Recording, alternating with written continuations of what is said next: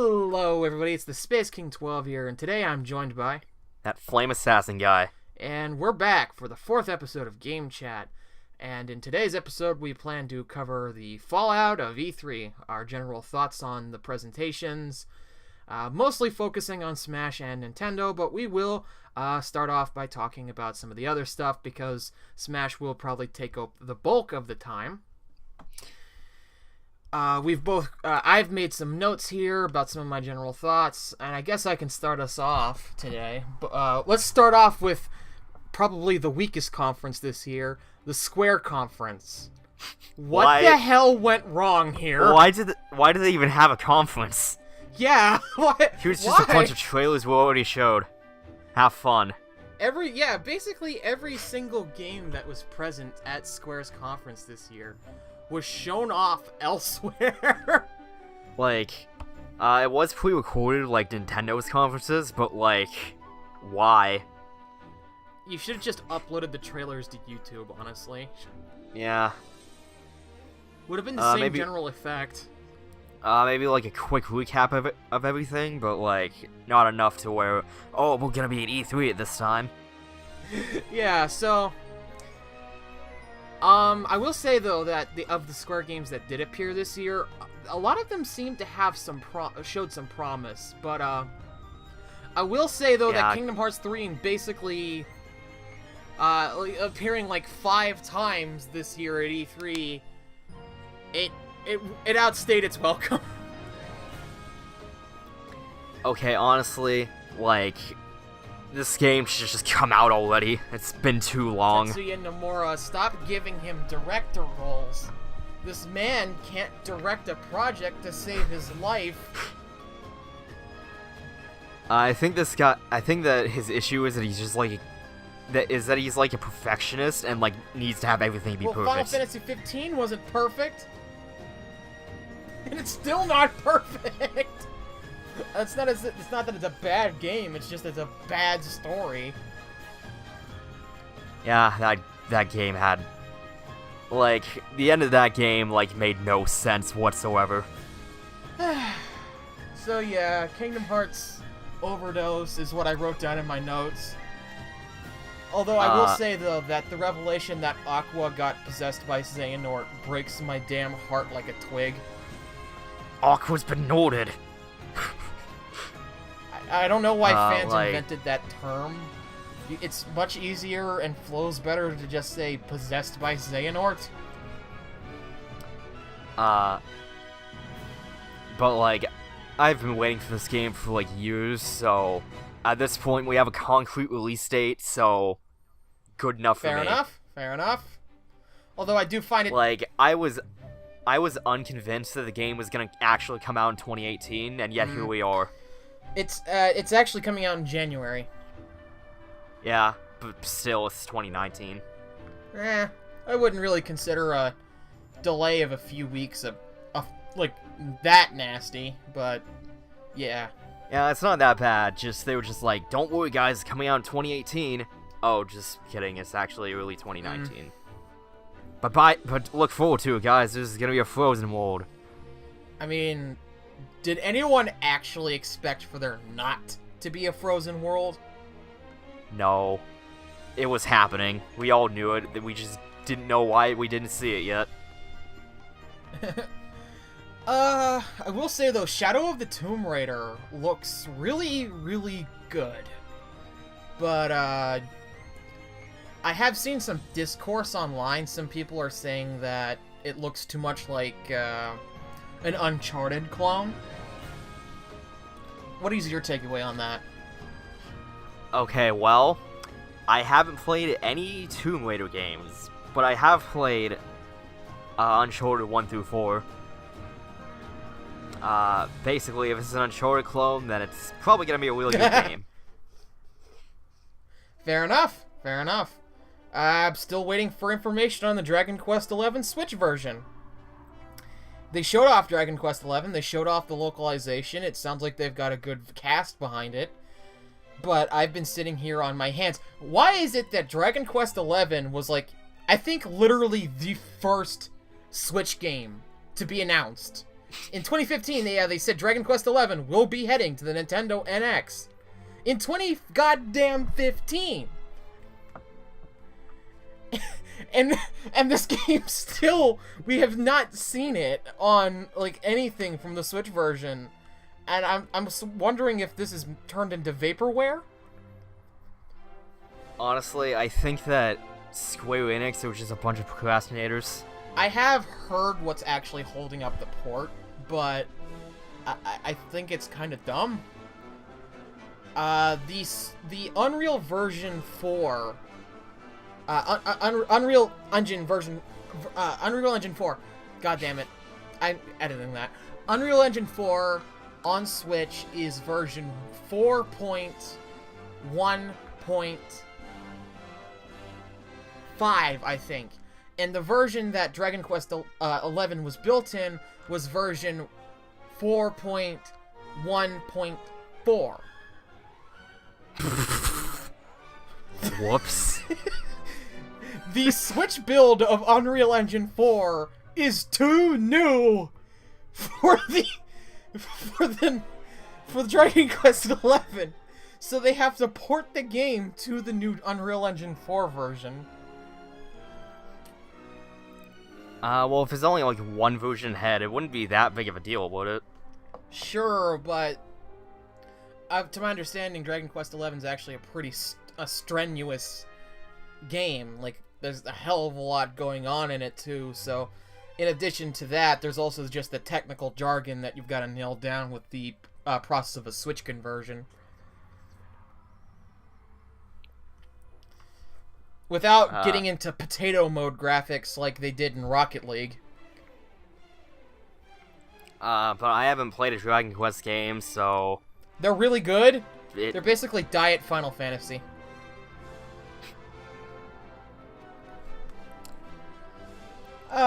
I guess we could move on to the Sony conference now. Wait. Real quick, Octopath looks amazing. Yes. Very, very, very good. And I need a pre-order pretty soon. Have you played... They actually released a demo that covers the first 3 hours of the game. I didn't play that demo because I want to play the, like, full game, like, not already having played 3 hours of it. I think actually your progress from the demo can transfer to the full game. Yeah, but, like, at that point I'm already, like, 3 hours in, and, like, it would just kind of be awkward, like, not having played it for, like, a month. Yeah, fair enough. Fair enough. So I'd rather just, like, start it when the game actually comes out. Because I did play the original demo and I was sold on it back then, so... Alright. Okay, so I guess we can move on to the Sony conference now. I'll start off by saying this. The Last of Us 2 looks incredible, but I don't think it's coming out this generation. After that, I fell asleep. I didn't care about the first game, so I didn't really care about this one. Ah. So I'm assuming that this was a rough E3 for Sony for you, then. Not really, because, like, the game looks really good, but, like, I just don't care about it. Because by the time I've played the first game, every major plot point was spoiled for me, so I just didn't care anymore. Shit. That actually sucks. Yeah, I don't think The Last of Us 2 is gonna come out this generation. Unless I'm crazy, they didn't even announce a launch window for Last of Us 2, so... Like, not even a target year, so I'm thinking, yeah, this is gonna be the PS5's Breath of the Wild. This is gonna come out on both the PS4 and the PS5. Also, during that presentation, like, the part where, like, other people killed that guy that was, like, hanging from a thing. I forgot what he was hanging from. When he died, the audience kind of cheered, and it made me laugh really hard. Oh! No, it's like, that guy got killed. I think there was a moment in that trailer where a guy gets his intestines ripped out. That's kind of crazy dark. Yeah, so anyways, I actually fell asleep during the Sony conference just because Ghosts of Tsushima looks like Breath of the Wild with a samurai skin. It bored me. Honestly, I thought it looked really cool. Like, I'm not, like, overly hyped for it, but, like, when it comes out, I'll play it. My memory after that is very foggy because, like I said, I fell asleep. Death Stranding looks incredible. It does. Like, I did get to watch that on my own time. It looks like the trippiest... Like, did the person who was designing this trailer overdose on PCP? like, it really looks like someone's, like, high fever dream. Like, yeah. They're high, and they have a fever, and this is the dream they had. Jesus. Although it doesn't look like an action game, it looks actually closer to a survival horror of some kind. Yeah, I was thinking that what they would end up doing with Death Stranding is just have what they wanted to do with Silent Hills. Just with, like, Which a makes sense. different, like, story and stuff, obviously. We got to see very limited gameplay, I do recall that. Just exploring this gigantic world, as well as hiding from these weird shadow creatures by Norman Reedus plugging himself into a baby, or something like that. Ugh. Like, the more they show of this game, the more confused I am, and it's, like, the more confused you get, the more excited you get, weirdly. Resident Evil 2 Remake, but, I don't have an opinion on that, but my friend Go ahead. And I love the nickname Death Stranding has gotten. Norman Reedus and the Funky Fetus. Jesus Christ. I just love that then. name so much. That's stupid! Okay. Well, anyways, as I was gonna say Resident earlier, Evil 2. Resident Evil 2 Remake. I watched that after the conference. I didn't know that they had announced that game until my friend Dive Blood was shitting himself on his Twitter. I didn't think it was Resident Evil at first. What did you think it was? I don't remember what I thought it was, but it didn't seem like Resident Evil. And then there was Leon. It's like, oh, it's Resident Evil. What did you think it was? Resident Evil 8? I don't know. At this point, knowing Capcom, they probably would. Go back to Leon for Resident Evil 8. Maybe. But, yeah, I don't really have an opinion on the Resident Evil games. You'd have to, that's the one benefit, the one detriment of not having Dive Blood here. Yeah, I don't really have too big of an opinion on it, other than it looks kind of cool. Because the only Resident Evil game I've played is 4, and I haven't finished it. No, Resident Evil 2 is Leon's introduction to the story. I do know that, at least. I guess, with that out of the way, we could talk about Spider-Man. It looks really good. Like, I don't know, it kind of looks like a fusion between, the Spider-Man 2 game on PS2 and the Batman Arkham games. So it looks really good. Yeah. Although I feel like when I watch that, I don't know what I'm supposed to take away from the gameplay. It feels like I'm just watching a Spider-Man movie, honestly. Although, like, maybe that's what they were going for. Maybe. Because Sony's been, like, really heavy on, like, cinematic games lately. Yeah. Well, it makes sense why they would be. They are a film company as well. Like, they're the ones who made the Spider-Man movies. Although the PlayStation business is under a different sector of the company than their film division. Yeah, to be honest, I'm not sure why they haven't just gone to only making games at this point. Because it seems like this is the only thing they make money off of at this point. Yeah, basically the only movie that the movie franchise that they have that's profitable at all is Spider-Man, and that's on borrowed time, because if 7 years pass without them making a Spider-Man movie, the right goes back to Disney. Or goes back to Marvel. They are making a Venom movie, which is stupid. It's not set in the MCU. It's fucking stupid. I think that what they're gonna do is maybe put it into the MCU if it ends up being good, but if it sucks, they're just like, nope, didn't happen. It's going to suck. You can't make a reverse Spider-Man movie work. I don't think you could. Is Venom a good enough character to make a movie out of? We're getting really sidetracked. Yeah. Ugh. Just the nature of Spider-Man, I suppose. Yeah. He's nerdy and we're nerdy. Okay, well, we can move on to the Xbox conference then. I don't have an Xbox, but this seemed to be the, like, third-party conference. Yeah. I felt the same way, basically. Because Sony this year kind of focused on their games. And, like, it was really bizarre seeing the Kingdom Hearts trailer at the Xbox conference.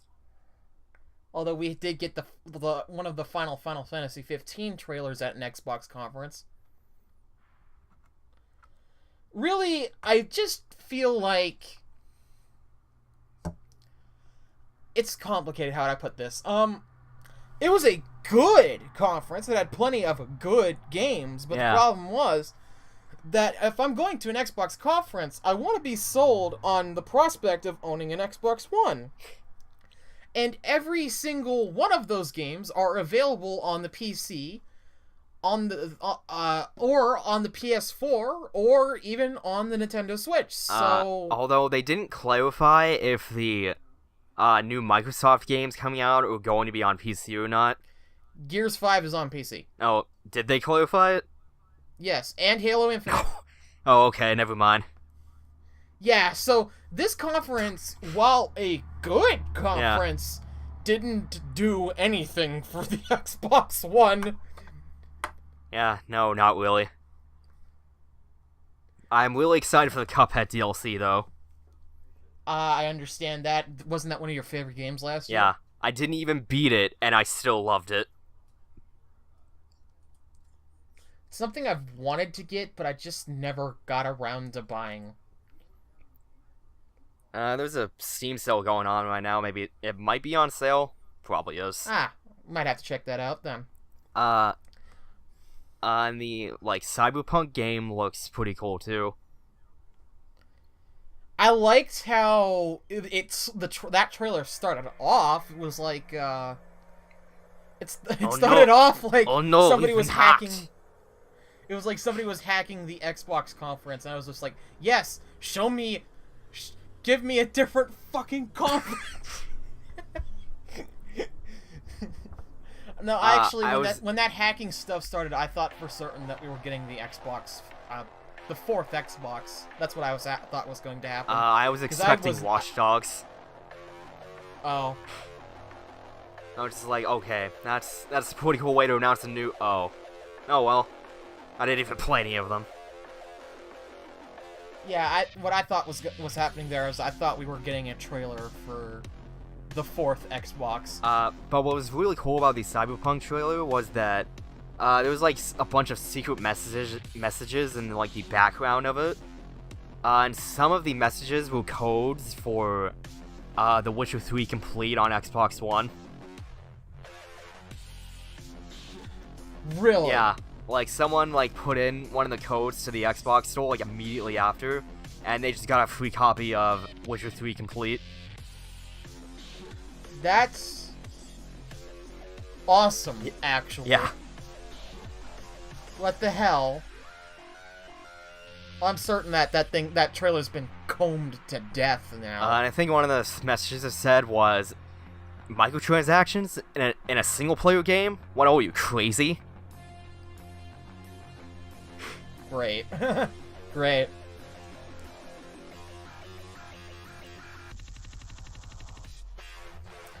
The new Devil May Cry looks cool too. Yeah, it does. But it does. I haven't played a Devil May Cry game. Get on Yeah, that. probably should. That one collection. It's basically just Bayonetta before Bayonetta was Bayonetta. Yeah.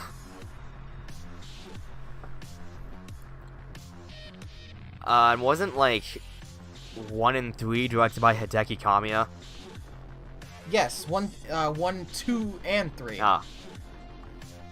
Because I know that the second game is like the weakest game in the series. Other than No, it's not. Other than the reboot. The reboot is the worst by a country mile. Like, it's no contest. It's actually a train wreck of epic proportions.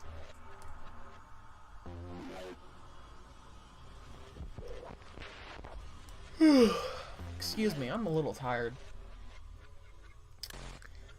Okay, well, we could talk about the Bethesda conference, which I didn't watch. It was horrible, and at the same time, it was art. I know what you all came for. Todd Howard. What? Thank you.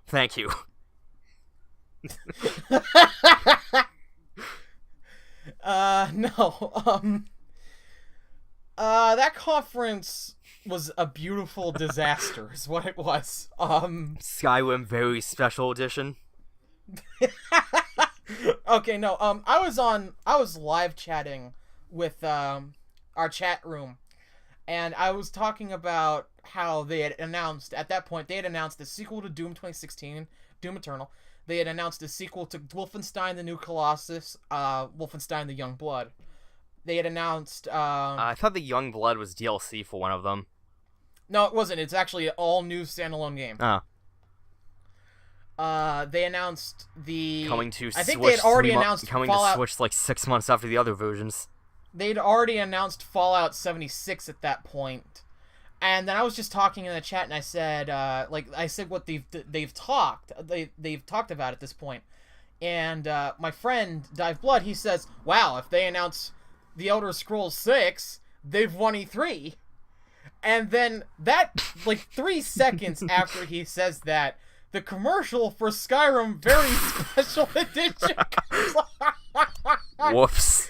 And I lose my mind. I'm just like, what? Okay. The actual fuck? Okay, I was actually streaming BlazBlue while that conference was going on. And my friends were telling me about Very Special Edition, and I was just like, no, I don't believe you. Like, this can't be real. Who was that? Was that Dorian and Yordam? Yeah. Hey, watch my streams, guys. Twitch.tv/SlameGuy21. I thought it was that Stream Assassin guy. No, that's the archive channel on YouTube. That Fire Killer guy. The fire killing person. That's the only way you could make your username more generic. Oh, man. I should have got some sleep before I did this chat. Yeah, so Doom Eternal. I've watched this trailer about 3 or 4 times. It's pretty much, if Doom 2016 is like a reimagining of the first Doom game, then Doom Eternal is basically a reimagining of Doom 2. Because it's the premise here is that the portals to hell have opened up on the surface of Earth. And, is he gonna get revenge for the demons killing his rabbit? He already got revenge. He bought a new rabbit, and he's gonna get revenge again. It's a different character. I mean, multiple people have rabbits, dude. Fair enough.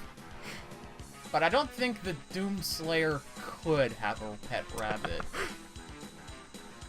This dude's basically just a ghost possessing a dead guy. I mean, ghosts need pets too.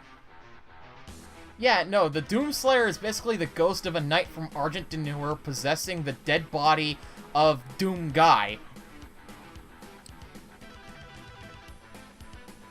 and that's all the explanation I need. This is Doom. You don't question anything. The story is a mess. But it's a beautiful mess. I think that's the point, to be honest. Wolfenstein: The Young Blood takes place about 20 years after the new Colossus, and it picks up with Blazkowicz's twin daughters, and it looks actually pretty interesting. The trailer gives off the impression that they have managed to successfully liberate America from the Nazis. So next up is Europe. And it seems like a decent enough premise, although I got the vibe that Blazkowicz is dead, or something akin to that. I don't know who any of these people are. Wolfenstein is basically Doom with a really, really good story. Doom with Nazis. No, it's basically Doom with really, really good story.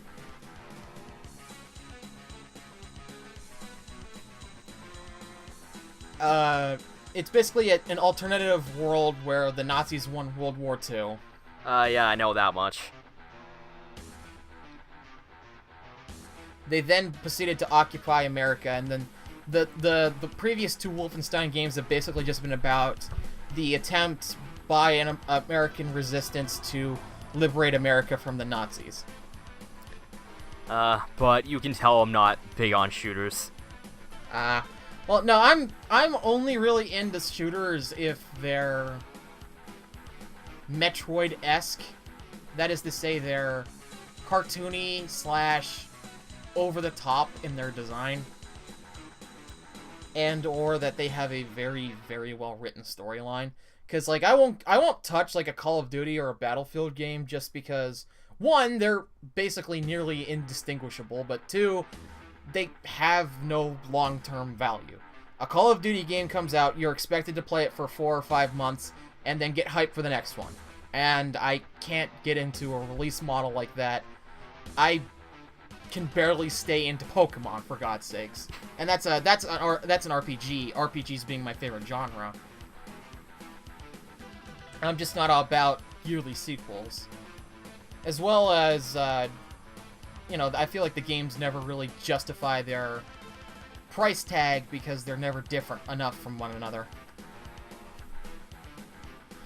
As where when Bethesda does a shooter, usually everything's different enough, I feel, to justify a brand new game. That's why I called it, like, in reference to what I meant by, like, Metroid Light. Doom's 2016, and actually the classic Dooms for that matter, sort of play like a Metroid Prime in that you are hunting for power-ups, even though the emphasis is on combat. Yeah. I've never really been big on shooters, but the ones that I am into, I do know a lot about. And most of them are from Bethesda.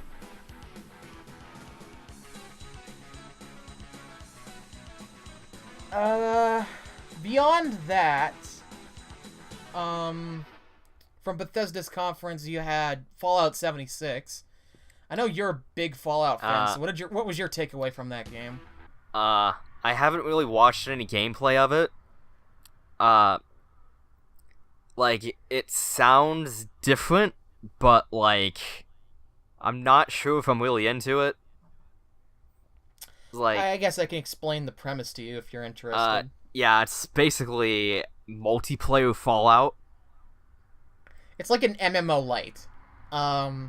You're always with other players in that same world together, but you can experience the game entirely alone if you want to. The game will have its own story, it'll have its own campaign. Knowing this game, you probably can't.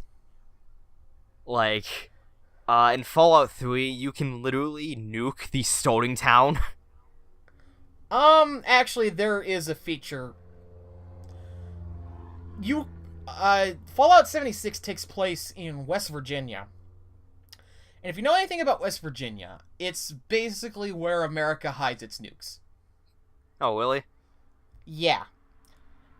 In Fallout 76, you can find the nuclear launch codes. And just kill when you everyone. find all of the nuclear launch codes, you can then basically blow up any place on the world map that you want to.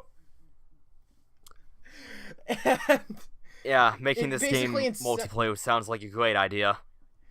Yeah, no, Todd Howard actually introduced it like this. He said, so, we have a humongous map, 5 times the size of Fallout 4, and we've set this map on top of a nuclear testing ground, and we have just left the keys in the world, and the players can find them and do with them as they please. That's almost word for word what he said.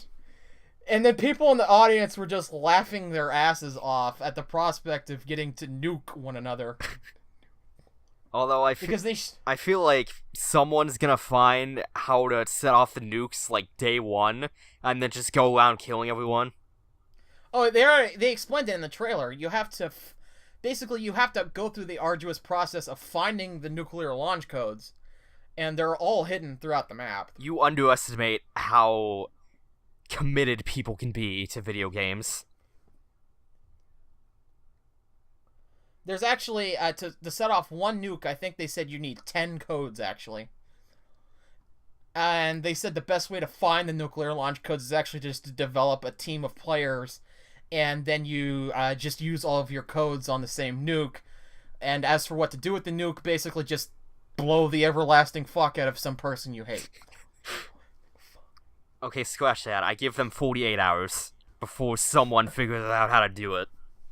Oh, without question on that front.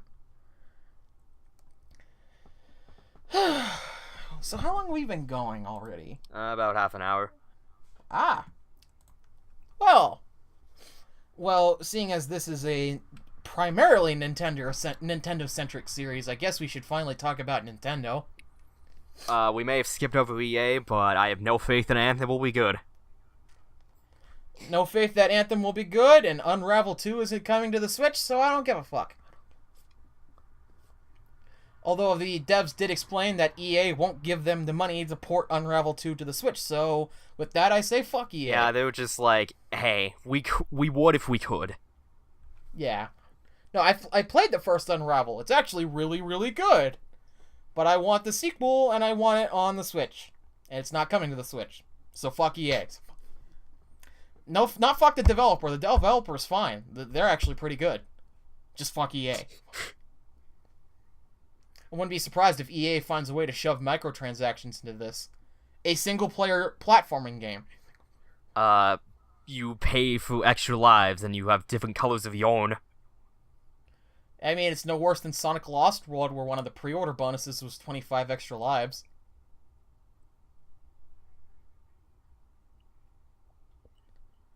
Oh, did you not know about that? I did not. If you pre-ordered Sonic Lost World on Amazon back when it first came out on the Wii U, you got 25 lives. Although to be fair, you could just get more lives. Yeah, but like especially so after stupid. patches. That was so stupid, though. Anyways, on to Nintendo. On to the good stuff. Yay. I guess we could start off with the smallest thing in the bunch there. Or should I say, the thing that created the smallest splash. Super Mario Party. Oh, yeah. They defucked Mario Party. Congratulations. Maybe someone will care. I've played Mario Party like once, so Which not one? me. Oh. As a pseudo Mario Party fan, I can say that it's a good thing that they're moving away from the car. But I have no faith in One-Up's ability to make a Mario Party that isn't a steaming fuckload of shit. No, I'm serious when I say that 1UP is probably the worst developer at Nintendo. Well, to be fair, like, they make Mario Party. Yeah. And Animal Crossing Amiibo Festival. Like, you can only do so much with Mario Party. Yeah. No, they've announced that you can't play this online. Oh, really? Yeah. We are Well, 11 mainline Mario Party games in, and you can still not use multiplayer online. What the fuck? like, yo, But, Nintendo, I mean, come on. The core board game looks solid. I'll say that, though. And the mini games do look interesting this time around. But still, like, no online sort of just kills it for me. Because I can only hang out with my friends maybe once a week. If I'm very lucky. It's usually every other week. And if I'm buying Mario Party, I'm buying it because my friends want to play it. So yeah. I will say, though, that Super Mario Party looks significantly less terrible than most other Mario Party games released since Mario Party 3, so that's a plus. From there, we could talk about Demon X Machina. Yeah. That actually looks pretty damn good, I'm gonna say. Basically, no opinion for me. Now, Like, The- it looks the kind of direct cool, but, started like, I with don't really care that much. the direct started with it. I didn't actually get to hear what the soundtrack sounded like because I was having auditory issues when I was first listening to the stream when we were watching it. But I've actually heard that and looked at the production staff that they've got for that. They've got an insanely good pedigree in terms of the developers behind this game. I'm gonna go pull this up right now. I forget who it was, like...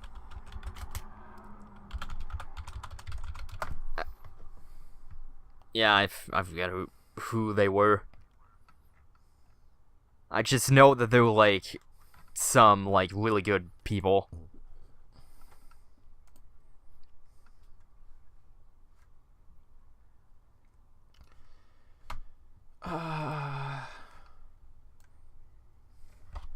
I'm trying to find the exact team right now.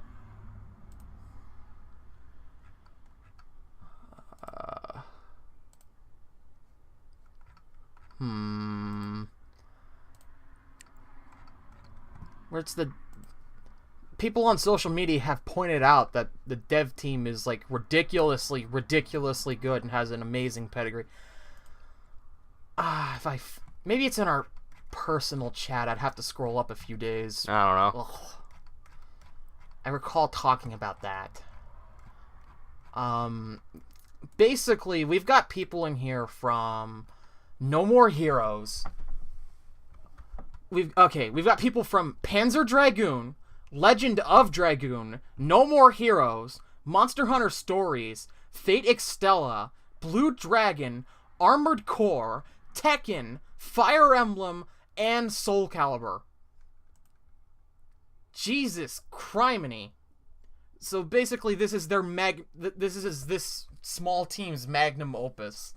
It's got like the pedigree in terms of the developers is ridiculously good. So that sounds promising. I did watch the Nintendo Treehouse Live for that. It sort of looks like Xenoblade X, but not an RPG, if that makes any sense. Also with Fire Emblem Awakening graphics, but the CGI segments. From the trailer, it kind of looked like Xenoblade X, but Bayonetta. Sort of, yeah, sort of, actually. Like Bayonetta Xenoblade X.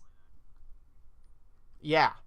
I remember thinking that you and Small Angel were tricked into thinking that this actually was like Xenoblade X2 or something for a second there.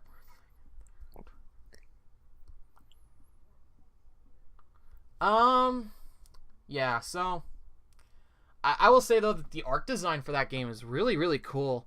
I like the over-the-top sort of CGI anime blend. But realistically though, it's not coming out until sometime later in 2019, so I'm not super hyped for it. I feel like we'll have to get closer to the release date and see more on the game before I can get super, super interested in it, though. I will say, though, it has a ton of potential. Also, my prediction of a new IP was correct. Woo! It's just about the only thing on my bingo card that was right. Yeah. Meanwhile, there were people crying over no Animal Crossing. Yeah. Spoiler alert. For anyone who didn't watch the Direct, but for some ungodly reason are watching this. Okay, Fire Emblem the Three Houses. It looks really good. That's all you have to say? Basically. But I do like the old direction. Like, it was pretty much what I was expecting. Like, it kind of looks like Fire Emblem Warriors, but like a little more polished. A bit higher than Warriors, and I'm fine with that. I actually have a hell of a lot to say about Fire Emblem the Three Houses.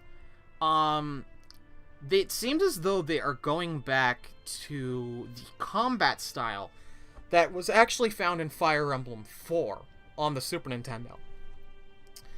Where in that game, it basically was what this game is doing, where each unit on the battlefield represents a platoon of units, and you can set that platoon into certain formations, and that further impacts combat. It was reminding me of Advance Wars. Yeah, no, it's closest in terms of design to actually Fire Emblem 4, although I do get the Advanced Wars parallels. Also, the overworld and map design just looks straight up lifted from Fire Emblem Radiant Dawn, which makes sense because that was the last console Fire Emblem. With Fire Emblem 4, how did the formations in that game work? Well, you didn't actually see the formations in, like, the battle scene, but they did have an impact. Basically, like, certain formations were strong against other formations, and part of combat was learning how to prioritize. You saw, like, for example, the triangle formation in the Direct. That's usually, that's pretty good for, like, spear using units. But you might want to have, like, a block brigade for someone that's using magic to set up sort of a wall. It just adds us another layer of strategic depth to the game. Beyond that, weapon durability is back. Can't say I'm a big fan of that, but it's a better alternative to effing with my stats or having no inventory like Echoes and Fates. I'm fine with it. I just like more want to see how it is, like, in game. Yeah. I will say though that the character design is pretty good on the official renders that we have thus far. Edelgard, I've already seen a really decent amount of fan art of Edelgard, the new Lord. Edgelord. People thought her name was Edgelord. I mean, I did too at first. Yeah, I know. Also, I find it interesting that we finally have a female axe-wielding Lord.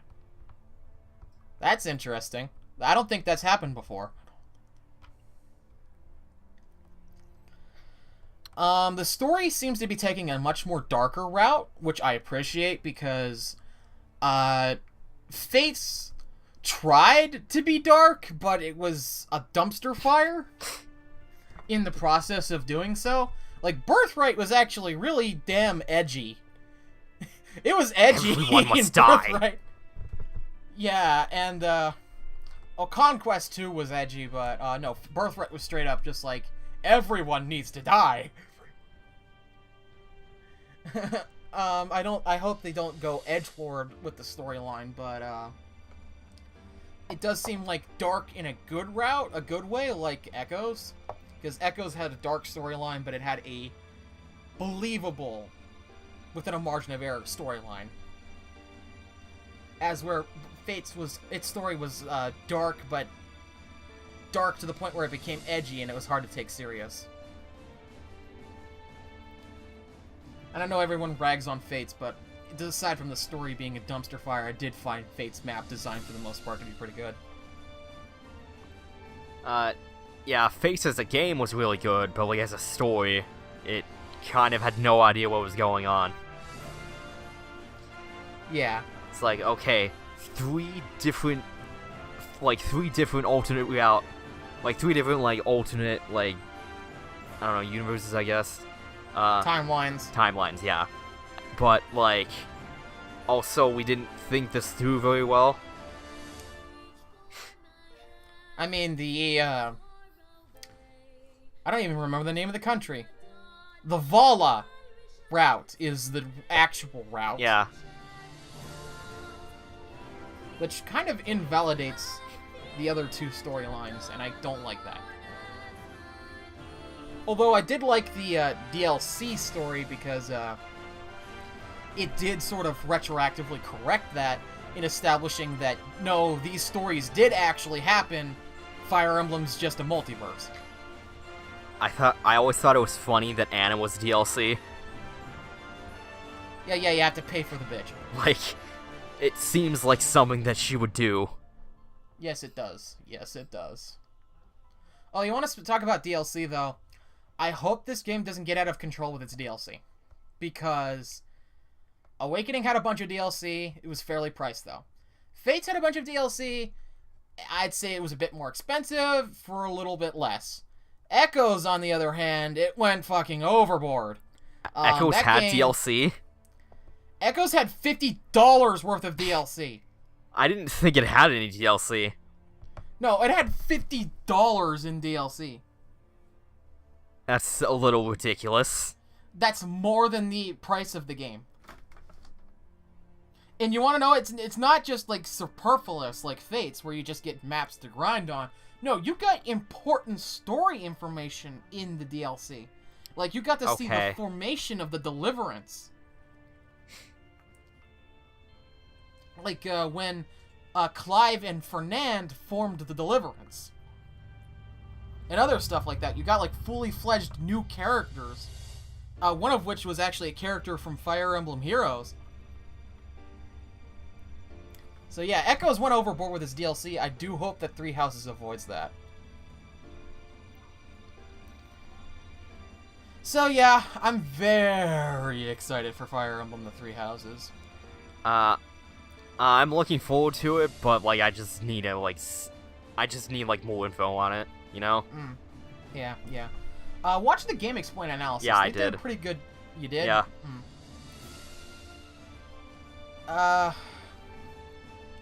It always shocks me how much Game Explain can comb out of 2 minutes of footage.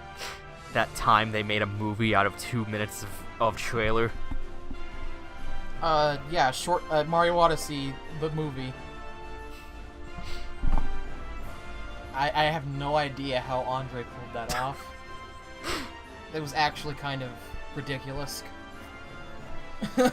Although it kind of made sense in the case of Breath of the Wild, because we had 10 hours of footage to work with. And then with Odyssey, it was literally a 2-minute trailer.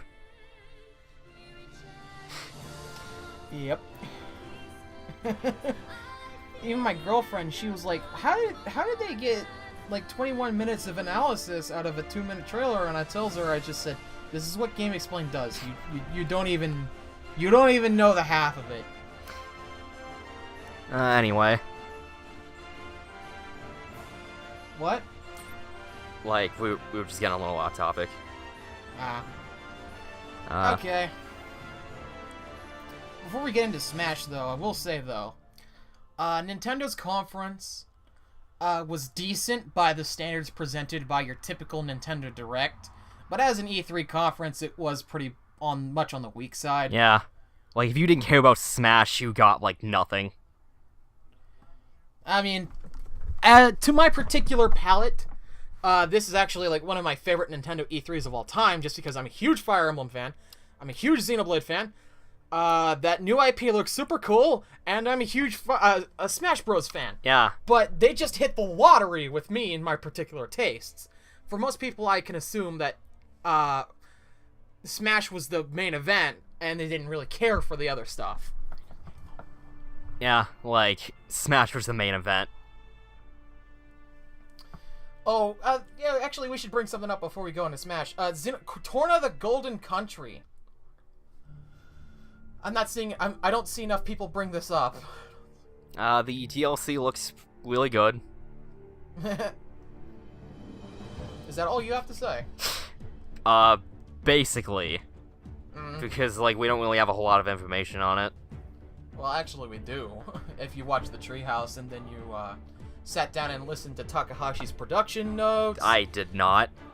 And then there's an analysis by YouTuber Meeks, who basically...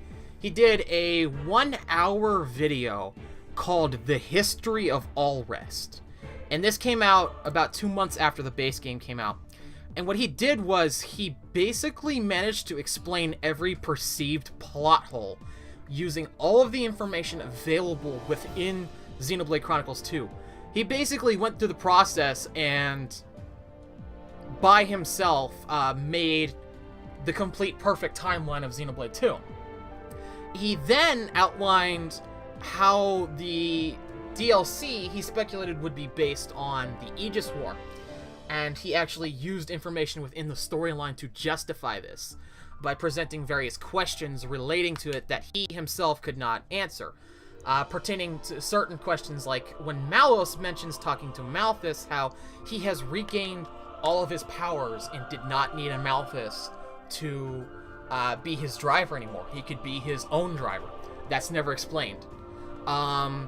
There's also the instance where it's never explained in the story how Adam eventually, what became of Adam.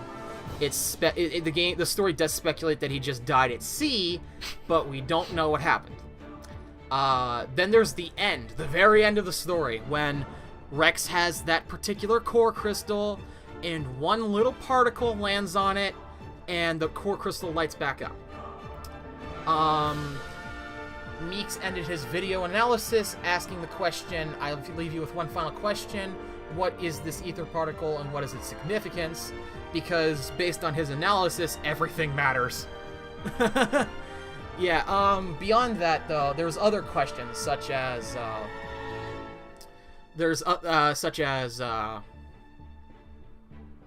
who was the one who defeated Malos?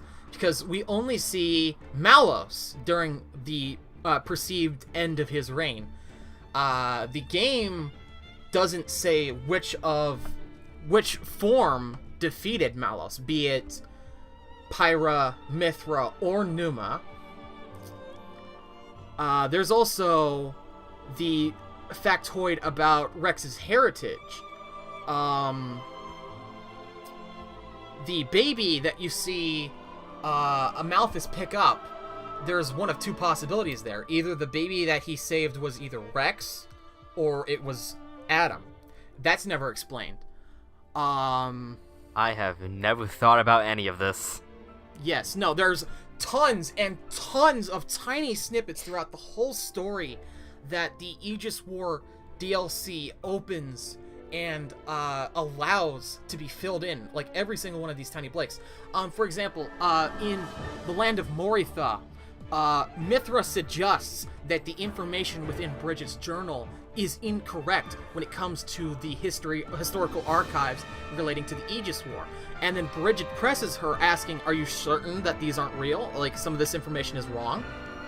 But Mithra won't elaborate any further, suggesting that some of the stuff that Bridget's trying to keep track of got mixed up at some point. There's also the information relating to the Tornan Civil War. The Tornan Civil War took place 90 years before the Aegis War. It was a Tornan Civil War? The Tornan War for Independence, I should say, not a civil war. Basically, it's implied in the story that Morardain had controlled the Titan of Torna at one point, like they controlled Gormont, and the Tornans fought for their independence. Yeah, you can tell I don't look at any of the lore at all. Yes. And actually, it's implied that during the Tornan War for Independence, Flesh Eater technology was discovered. Because the journal that Jin found in that ruined building was actually the journal that belonged to Jin in his previous driver. Lastly, I'll wrap this up by saying that the summoning of Jin, Laura's father, or her implied father anyway, that is, her implied father said that I stole that from the castle. That was a national treasure you took, and you've ruined it. It took me 3 years to get that. And then he proceeded to try and kill Laura.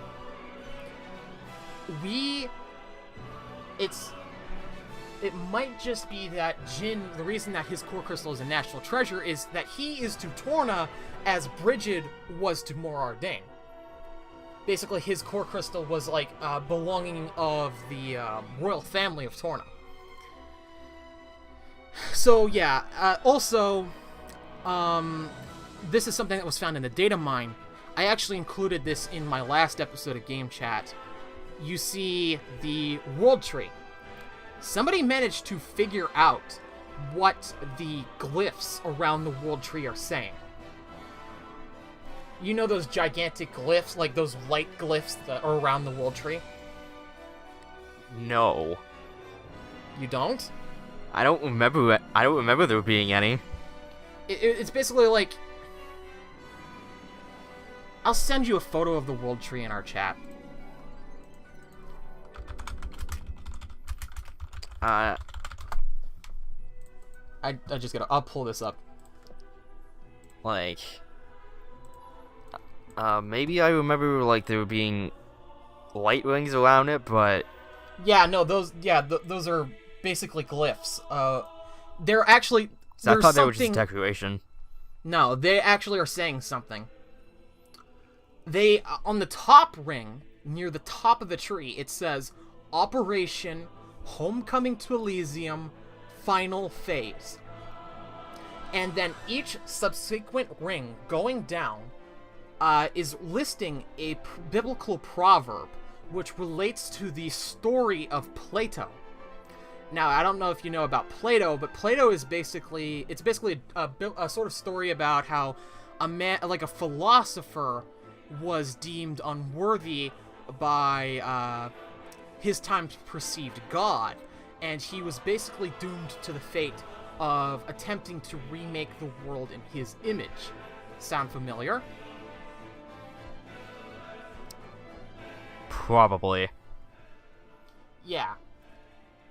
So there's, like, literally hundreds of tiny details and little snippets of lore that Torna the Golden Country can and probably will answer, that will just make the game feel like 100 times more complete in terms of its lore and story. And I'm beyond excited to actually dig into that, because I'm super into the lore of Xenoblade 2.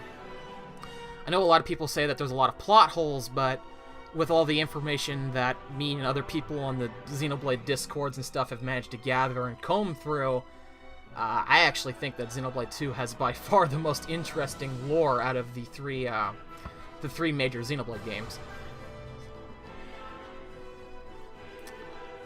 And I kind of went on a big thing there, but yeah,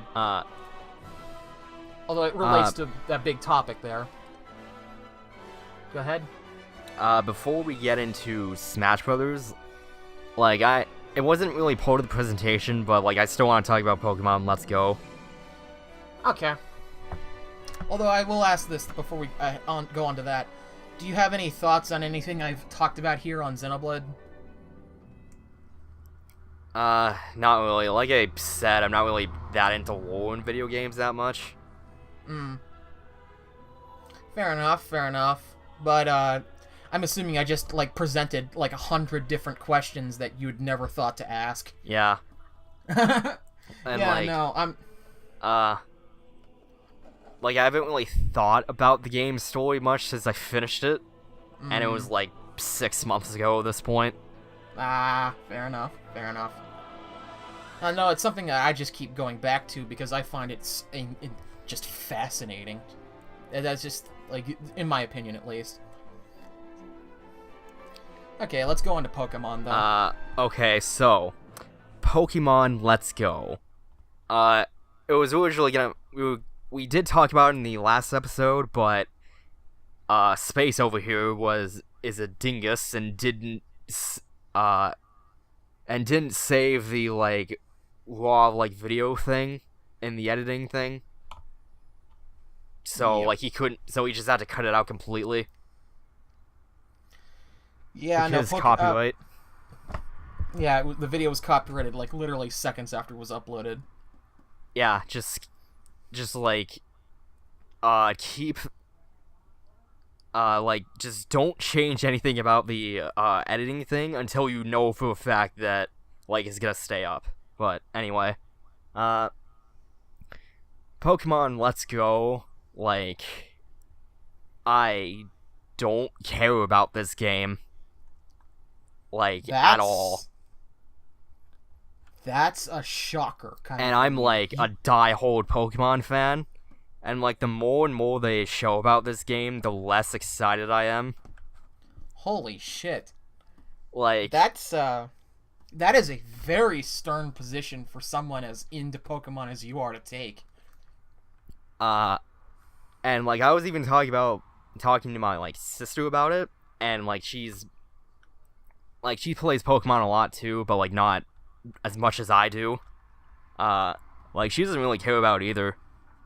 And keep in mind, like, she is the demographic that this game is, like, targeted for, because, like, she plays Pokemon Go all the time, and she doesn't care about this. Wow. I'm assuming you're not gonna buy it, then. I mean, I might ask for it for Christmas, but, like, honestly, I have no idea. I see. Like, the art style looks really the really generic Pokemon Go kind of style, which is fine for a free mobile game, but for, like, a game you pay $60 for, it really looks really bland, graphics-wise. Personally, my issue isn't necessarily with the graphics, because when it comes to graphical yeah, it's not even my biggest issue. Like, it's Yeah. barely an issue, but, like, a thing that I don't necessarily like about it. But go ahead. Yeah, no, for me, graphics are, like, literally on the bottom of my priorities. Yeah. I care about how a game runs. Like, does it hit its 30 FPS target? Does it hit its 60 FPS target? Which, Far to be more fair, than I ever care about graphics. Which, to be fair, it does look like it runs at, like, 30 FPS at least. Locked? Hopefully. Because that's, like, my only thing I really wanted from a new Pokemon game. Just stable frame rate. That's it. Yeah, none of the 3DS games ran perfect. No. Especially Sun and Moon. No, I thought Ultra Sun and Ultra Moon ran worse. And, like, the thing that, like, really kills the game for me is that it only has the original 151. Plus this one new Pokemon they're hyping up. Yeah. Like, I don't know what the point of it is, to be honest. Like, this game doesn't offer anything new. Like, my biggest issue with Fire Red and Leaf Green was the fact that you couldn't evolve the Pokemon to, like, the new evolutions. Like, with Golbat, you couldn't evolve into Crobat. And they're not fixing that issue. So, like, this game doesn't really offer anything new to me. As someone who's played, like, every version of every game. Except for Ultra Moon. But I did play Ultra Sun. I see. Yeah, that's some pretty stern criticism coming from you. Oh, and but, like, my biggest issue with this is that they revealed that when you go to fight Brock, you're required to have a water type or a grass type in your party in order to fight him. Like, they don't recommend you have one, they require that you have one. Wait. That's... Like, I am not kidding. What? That's the dumbest thing I've ever heard. So there's mandatory checkpoints spread throughout the adventure where the game's not going to let you proceed unless you have a party that meets the specifications that the game tells you to have. It seems so. That's actually impressively bad design. Like wow, that's nasty. What the hell? I get giving you a recommendation of having a water or grass type, but outright requiring you to have one is something Pokemon has never done.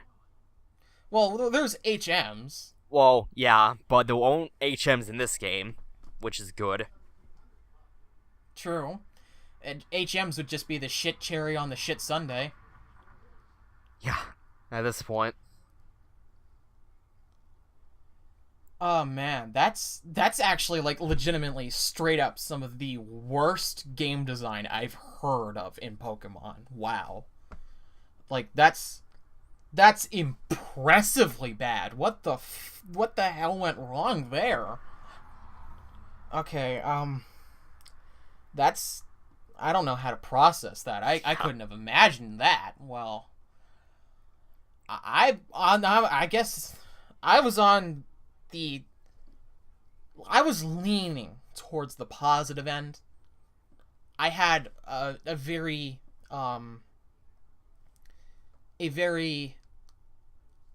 cautious feeling about this game walking into it.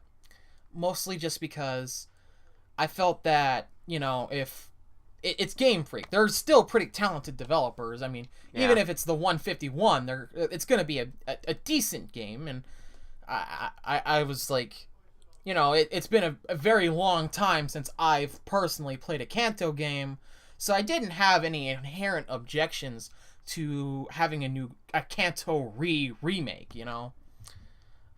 I didn't have any problems with that, but it feels like they're doing everything possible to make me not want the game at this point. Because I heard about how this game wasn't going to have any form of online battling, and then I had people, Pokemon fans, in quotation marks, on my ass on Twitter saying that you're wrong for wanting online battles in this game. As if this game was supposed to be a 110% purely casual experience. That moment right there, that experience with the fandom, is made me go from cautiously optimistic to actively pessimistic about this game. And then even after the fact, I had heard, okay, is going to be online battling. It was too late by that point because of that experience that I had with several different fans. And after that, though, I keep hearing, more and more stuff, like I'm in the same boat as you, where they show more and more. And my cautious optimism keeps slowly fading away. I will say, though, in terms of visuals, I'm personally happy with how it looks.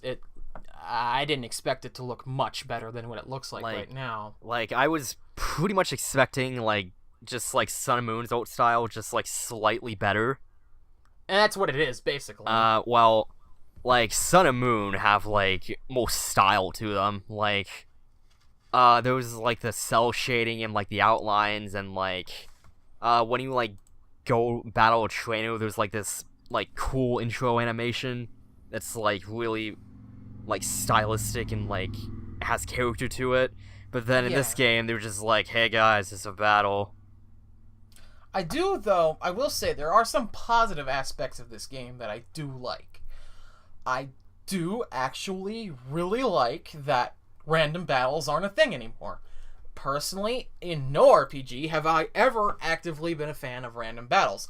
To me, they were always a necessary evil, and after I was introduced to Xenoblade and the concept of having monsters appear in the overworld, from then on, when it comes to my RPG tastes, I just normally actively prefer monsters appearing in the overworld. Uh, So I do appreciate that change. I actually do really like that change, and I hope that they keep that in Generation 8. for Pokemon, I'd rather see how it would play out. Because, like, I love the feeling of just, like, looking for this one Pokemon you're, like, really trying to find, and then after, like, 10 minutes you finally find it, and then, like, you just feel like, oh my god, finally. I can't say that I've ever really felt the same. Like, it seems like Pokemon seem more common in this game because of it. Like, I mean, to be fair, they've always been in the grass, just invisible. If you're going after, like, a really rare Pokemon, it probably won't even be that rare, just because of how the like, encounter rate might work for the game. Like, if you're running around, there's, like, a screen full of Pokemon, you'll probably find the rarest one in there somewhere. Yeah, but I understand why that might be a problem for certain people when it comes to the general gameplay experience. But for me, just speaking to my tastes, that is an improvement in my eyes, but I totally understand why somebody else might hate it. I will also say that having local multiplayer in the same world at the same time is actually a very, very good thing. That's just me, though. Yeah, that's a good thing, but... Excuse me, I'm hoping that the game is somewhat decently designed around it. Because... when they showed co-op, like, attacking that Venonat, like... that battle was very one-sided. Yeah, that's something I would worry about. I hope that multiplayer doesn't just break the game in two. Yeah, like... I think the way to balance it would be player 1 has 3 Pokemon, player 2 has 3 Pokemon, and the opponent has an even number of Pokemon so that they can always have double battles. Well, just basically, 2-player mode is double battle mode. Yeah, that's pretty much what I want. Like, even without the co-op, just give me double battles the entire game as an option, please. Yes, I would consider that a pretty good improvement. You mentioned earlier about the demographic thing. I have a friend who runs his own channel. His name is IceGlitch99. Yeah, He has never played a major Pokemon game before. Ever. I feel bad for him, but... he has played Pokemon Go. And he is actually actively interested in this game. He seems like the kind of people that they were going after with this. A game that gives the middle finger to the hardcore fans, but gets enough casual fans on board. And I do mean super casual, that it incentivizes them to hopefully become major Pokemon fans, because Pokemon is on a decline in terms of sales. It's actually been on a historical decline since Didn't Red Sun and and Moon Blue. sell like 15 million copies? Yeah, but that's still less than the previous game, and that was less than that. And then Gen 5 was like 18 million copies. Okay. Gen 6 was like 16 million. Okay. Sun and Moon was 15 million. Okay, you know you've got it made when 15 million is a decline in sales. Yeah. Yeah. It is. It's a decline, but it's... I mean, we're talking about Japanese business suits here. They don't care if 1 million is barely a decline. They see a decline, it's a decline.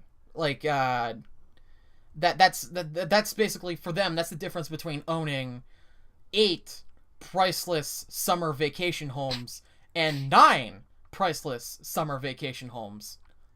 I don't know about you, but I would much rather have 9 priceless summer vacation homes than 8. Although I would not need 9 vacation homes. Like, even one. I'm just using that as an example. Or it's the difference between owning 9 yachts and 10. Even owning 2 yachts sounds excessive. To me, at least. Yeah, but still. Yeah. You get what I'm saying, Yeah, though, right? yeah, I get what you were saying. Like, what they're trying to do here is they're trying to turn, even if it's like literally less than 5% of the Pokemon Go crowd into hardcore fans, they will view this as a triumph. And I think that they could succeed at that. They probably want to get back to the typical numbers they would have expected in the Game Boy era games. That is 25 million copies and up. And I will say, though, that if Pokemon returns to numbers like that, it'd probably be on track to overtake Mario in terms of best-selling game series ever in a decade's time.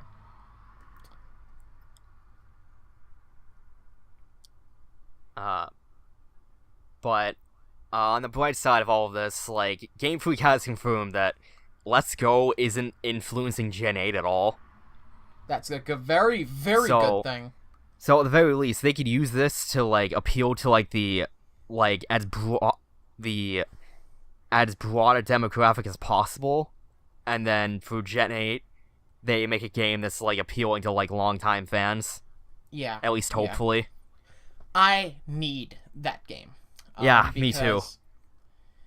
Because Ultra Sun and Ultra Moon made me disgusted, honestly.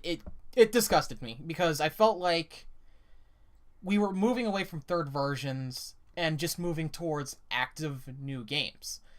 And I was disgusted by Ultra Sun and Ultra Moon because it was basically a third version split in half. And then we get to this, and it's just like, it's doing everything possible to make me not root for it. And so I just need Generation 8 as fast as possible. I did really like Ultra Sun and Moon, but I do agree that it probably should have just been one game. Just call it Pokemon Eclipse. Or Pokemon Ultra Prism. Or something like that. I don't know. Because I do like the Ultra names, at least. Okay, well, we've actually been talking for almost like an hour and... for like a while. Yeah. An hour and 20 minutes. Without even any Smash talk, an hour and 20 minutes. Yeah, We're looking at a meaty-ass discussion here. Okay, well, we're gonna get into the Smash part of this, and that's probably gonna be the biggest part. Yeah. Alright, so, Smash Brothers Ultimate. Just rolls right off the tongue. It's kind of a minimalistic name. Super Smash Brothers for Wii U, but better. More or less. More or less. Although I do think that the name says it all. It's like... Yeah. It's so simple a name, yet it carries 1,000 tons of weight with it. This is the biggest Smash ever, and yeah. that's a good thing. That's a very good thing. Like, do we even need a new Smash after this? What? Like, do we even need a new Smash after this? I don't know. At this point, might as well just, like, port it and keep adding more content. That seems like the logical path to go, but... it really just depends on, the legal situation, because, you know, yeah. Getting every single one of these third-party characters back is a nightmare. Every single time. It's a nightmare. You have to go to every single third party, and then you have to ask for their express permission to use the character. Then you have to talk to the creators of the character to properly implement them into the game, and then you have to talk with the corporate side of the third party, and they're gonna want some sort of royalty, like, I don't know, every game sold, Sega wants $1, or something like that. It's probably significantly less, maybe a quarter on every game sold. But you got royalties to pay out like that, and then characters like Snake or Bayonetta just add 100,000 times more permissions that have to be added. For example, you have that strangle move with Snake, and does Miyamoto really want Mario to get strangled by fucking Snake? Well, Sakurai doesn't know that, so he has to go and talk to Miyamoto. I mean, I'd be okay with it if it were me. Yes, but then he has to say, okay, Snake's in the game, so we have to go and talk to every single developer and ask them if it's okay if Snake strangles their character. And then, when it comes to Bayonetta, you have to go to every single developer and you have to ask them, okay, is it okay if Bayonetta grabs their character by the chin while they're blushing and then smacks them in the face? It's a rights nightmare. And I can imagine that probably took, like before active development on the game began, that was probably like a solid 6 months of rights hell.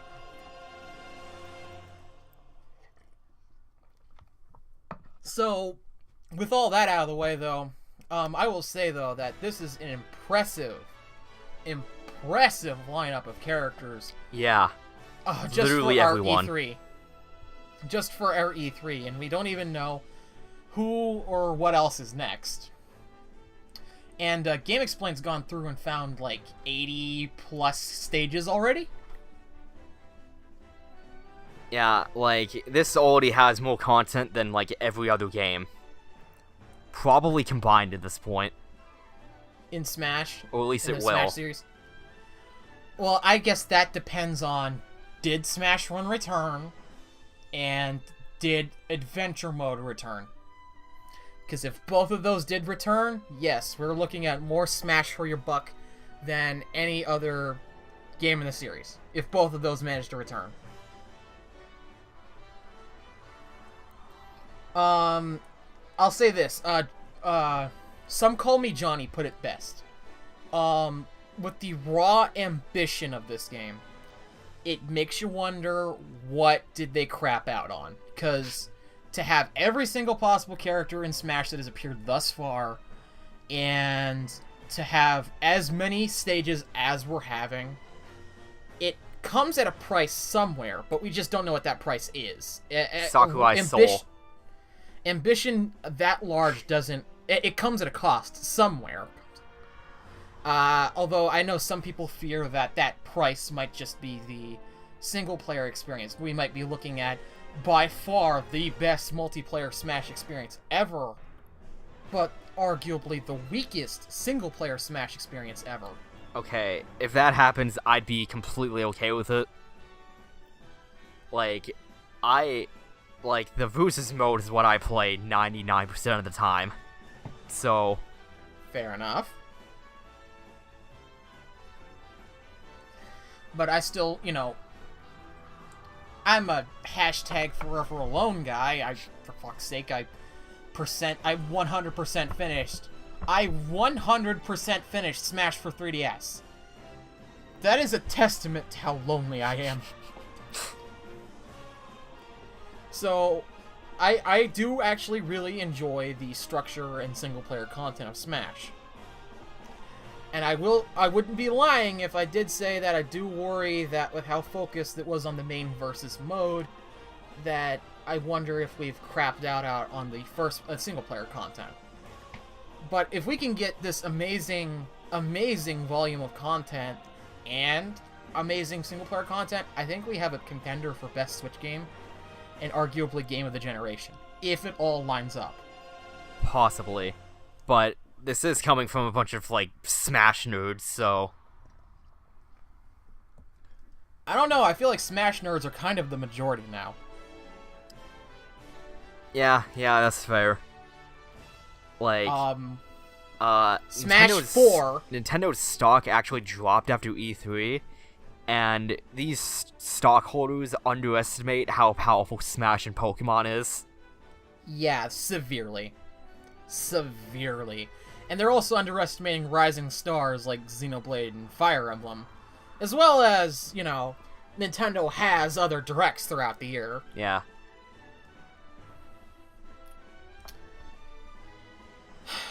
Although there is a prominent rumor going around in Smash for a Smash Ultimate that there's this guy on NeoGAF, and I don't remember his name, but basically everything he's ever talked about has been completely correct. He said that the Teenage Mutant Ninja Turtles would be playable in Injustice 2. He was right. I thought you were gonna say in Smash. I was just like, what? No. He said that, the TMNT are playable in Injustice. He was right. And nobody on the website thought he was being serious. He was right. He said that base form Goku and base form Vegeta, as well as Zamasu and trying to remember the other character, Vegito, they would all be playable in Dragon Ball FighterZ as DLC. He was right. But most notably now, he has stated that Smash Ultimate would be called Smash Ultimate. He said that the Ice Climbers would return. He said that Snake would return. And he said that Ridley would be a new character. Now, to add to that, he has stated a couple other things that haven't come true yet, but he said them in other posts. He said that Simon Belmont would be a playable character from the Castlevania series. And he also said that in addition to Simon Belmont, including Simon Belmont, there would be 6 characters that would be revealed over the course of this year. And Simon Belmont is one of them, meaning that there's 5 open slots to join the roster if we don't count Simon. Okay, I'll buy like 6 more characters after Ridley, but Simon I'll believe when I see it. I don't know. Personally, I think it's very possible because we have Bomberman on the Assist Trophy roster, right? And you would think that for the second Konami character, that Bomberman would be the next character, right? Well, no. And I'm just thinking to myself, okay, I look at the numbers, what's bigger than Bomberman that Konami has? Castlevania. And Castlevania fits in with the NES crew. You know, like it was one of the flagship titles of the NES. It's very fondly remembered. It has a humongous fan base, even though the series itself doesn't get enough respect nowadays. And it's seeing a recent resurgence in popularity because of the very excellently made anime. So I think that they might want to do Simon Belmont just as like the next step for an NES-style character after Mega Man. And I think in Smash he does right himself, and he would be very interesting in Smash because of the fighting style with the whip and everything. It'd bring a whole new layer of combat, a new fighting style to Smash, actually. That's something that we haven't seen before. It's actually quite similar to how people want Bandana D, not because they like Bandana D as a character, but because we've never had a character in Smash that fights primarily with a spear. I think that Castlevania meets the requirements for Smash, but I'm sort of in the same boat as you, where I think I'll believe it when I see it. I feel like if he was in the game, they probably should have announced him at E3. I don't know where else they would have announced him. Yeah, but maybe in a Smash Direct later in the year? Yeah, that is definitely coming. Like, if it's coming out this year, like, that is coming. A Smash Direct? Yeah. So, but I think we can both agree on, though. What? But this E3 did kind of feel like a glorified Smash Direct. Because it was like 45 minutes and half, and more 30 than of half. those 45 minutes were just Smash. 25. Oh, 25? Yeah. But still. Yeah. I'm totally with you there. Nintendo might not have won E3, but they had by far the most exciting and best showing game of the show. You know? Yeah. And I think it was the most tweeted game from E3. Yeah, no, that is actually true. That has been stated. So, with all that in mind, though, I do love the mechanical improvements they are making to the game. Yeah. For example, you have directional air dodging, was actually a technique that's returning from Melee, and if the timing is figured out, that could lead to wave dashing, which is actually a very important mechanic in Melee. But honestly, I'm kind of hoping that wave dashing doesn't come back, because why? if you know how to abuse it, you like significantly better than the other player. So that could be maybe if like they a included huge some way in the balancing game to teach. Go ahead. Just that like if it could be abused the right way, it could just lead to like a huge balancing issue. Not unless they teach the casual player base, how to activate it. And I'm also worried about it breaking controllers like it did before. Yeah, you did need to have one hell of a GameCube controller to survive it. I actually managed to execute it a few times while I was fighting you guys in the Melee tournament that we had in the final day of our senior year. I remember I didn't even notice. I remembered how disproportionately overpowered I was as Marth compared to you guys, and I kind of felt bad.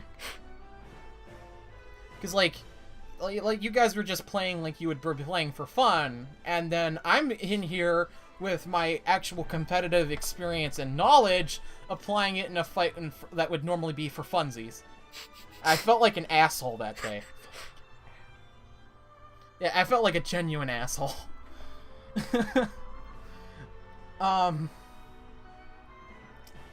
Yeah. But it seems like they were rewarding like more aggressive play to like keep the action going. Yeah. Oh, you were mentioning about mechanics that could prove to be an issue in terms of balancing if abused. You can now smash or basically do anything. You can basically do anything out of dash now. In Smash 4, that obviously wasn't an option because... So, what you're saying is that you can dash, but then while you're dashing, you can charge up a smash attack? No, you can stop on a dime with no lag, and that can link straight into an attack. Oh, boy. Yes. Although that doesn't really seem overpowered, more like if you're good at the game, this is what you can do. Yes. They're calling this dash canceling. That's what the competitive community is calling this. Although it might get patched out, because Sakurai did say when he was watching the Invitational, Zero and MK Leo, they figured out how to do this mid-match. Oh boy, it's Melee's competitive game all over again. They figured out how to do this mid-match, and it was actually like that grand finals was incredible. My favorite part about those finals was the guy that just showed how overpowered Bayonetta can be. Just two Sakurai that's himself. true of Brawl. That is true of Brawl. I'm not Brawl, Smash 4. Yeah, but to be fair, Sakurai probably wasn't present during those tournaments, so he might not have known about how overpowered Bayonetta can be. Actually, you'd be wrong. Oh, he was? No, it's not that he was present during Melee tournament, it's just that the 1.1.6 update for Smash Bros. 4 was made for no other purpose than to nerf the living fuck out of Bayonetta. And that it did nothing else. Not a single line of code was changed in any other aspect of the game, aside from nerfing the hell out of Bayonetta, and it didn't work. Release notes. Nerfed Bayonetta. Nothing else. Smash patch notes are kind of a clusterfuck. Yeah, they don't tell you anything. Smash boards has to go through the process of telling you who's buffed and who's nerfed. Like, Mewtwo went from one of the worst characters in the game to, like, top 10 because of patches. For patch notes for Smash Ultimate, I am hoping they're a bit more honest. Yes.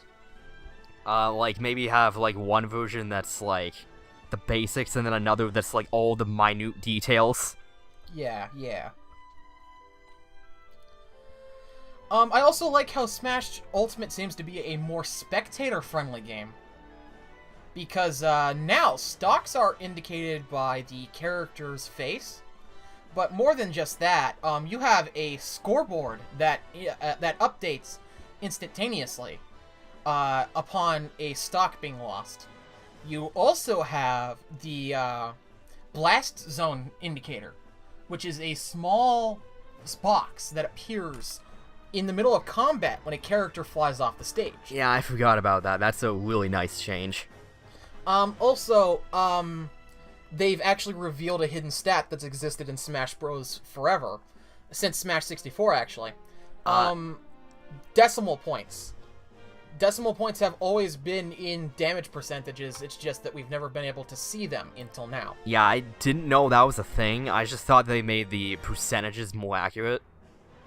No. Decimal points have always been a part of percentages since Smash 64. It's just that we couldn't see them. It was deemed, quote-unquote, irrelevant information. Although it seems as though it just seemed really damn cool to have, so they put it in anyway.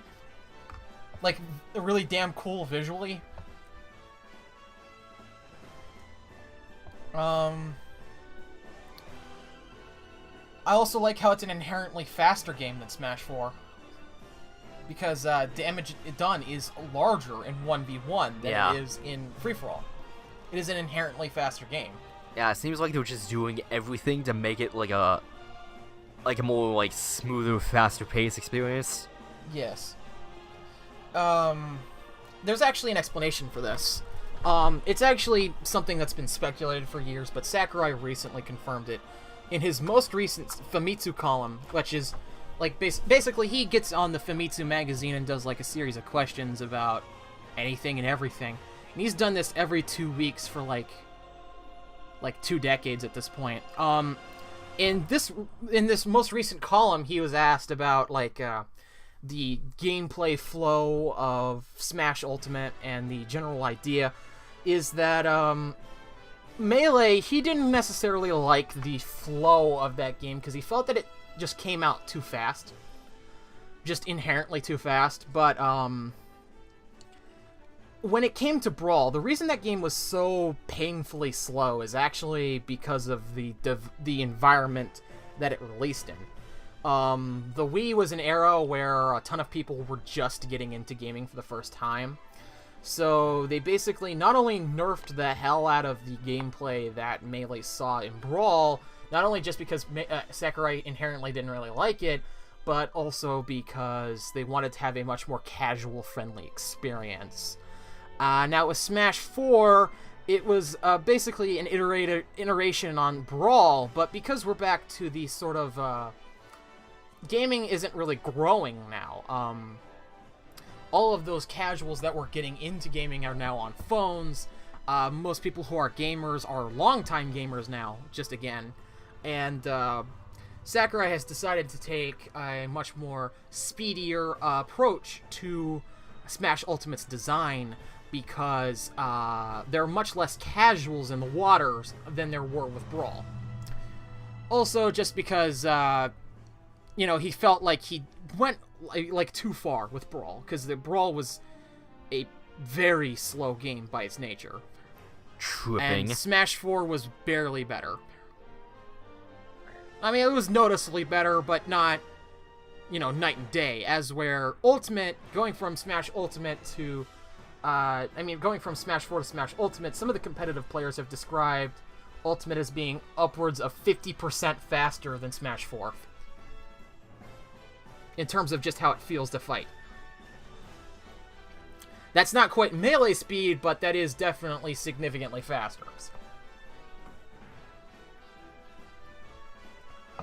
Take a drink because my throat is beginning to get raw.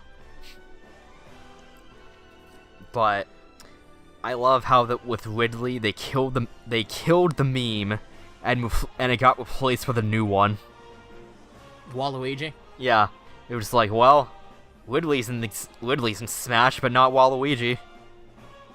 Actually, the Waluigi fanbase made me go from a pro Waluigi stance to an anti-Waluigi stance in about a couple hours. Yeah, those guys are the scum of the earth right now.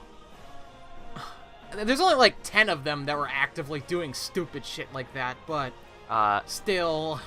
And like for those who don't know, like they were harassing Sakurai on like Twitter and stuff. He's blocking them. And it's bad. Yeah, Sakurai's just blocking them. Honestly, now I don't want him in the game just to spite them. The first patch notes removed the Waluigi assist trophy.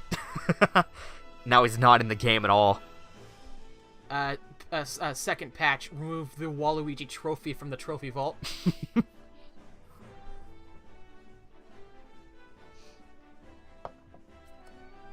Yeah. Patch notes. Put Waluigi as a Although I will character, say, but removed him anyway. In reference to assist trophies, Waluigi, I was pro Waluigi, but I wasn't exactly massively disappointed by his exclusion. Yeah, no. Takamaru, I wish he was in the game. I feel like he's probably the coolest possible retro character, but... Who is Takamaru? Mysterious Murasame Castle? Oh, that guy. Okay, yeah. I feel like he would have been by far the coolest potential retro fighter they could have done, because he would have been like a traditional samurai, right? And we don't have any of those in Smash, so I thought that would have been really cool. Also, he would have been a mix between a ninja. He would have had some ninja elements, too. But it just seems as though they're probably going to do another retro fighter, probably someone like, I don't know, the Excite Bike Racer or the Balloon Fighter.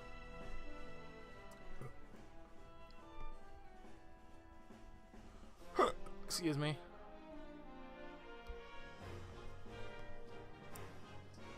Although, to be honest, like, when it comes to characters, like, I don't even know what they're gonna do anymore. Well... Like, we have everyone. Like, I'm not really hooting for new characters anymore. The indication seems to be that they aren't going to focus on relevant new characters, because, the project proposal, not the project plan, this is actually misinformation that's going around. The project proposal for Smash Ultimate was sent to Nintendo in December of 2015, while they were finishing up Corrin and Bayonetta, actually.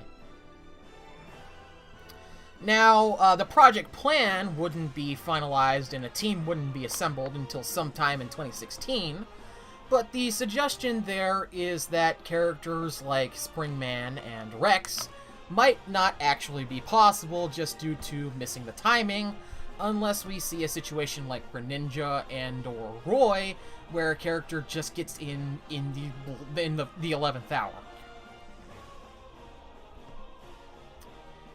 So the general thought among the Smash community right now is that, based on the completion of the project proposal, that this game's roster will be based upon popular picks from the Smash Bros. Fighter ballot, because Inklings and Ridley were both extremely highly requested fighters in the Smash Bros. Fighter ballot. I voted for Inklings, and I'm very happy. Yeah. There's an example right there. Personally, the characters I voted for Isaac, I voted for Ice Climbers, and I voted for Bayonetta. I was extremely happy when I got Bayonetta.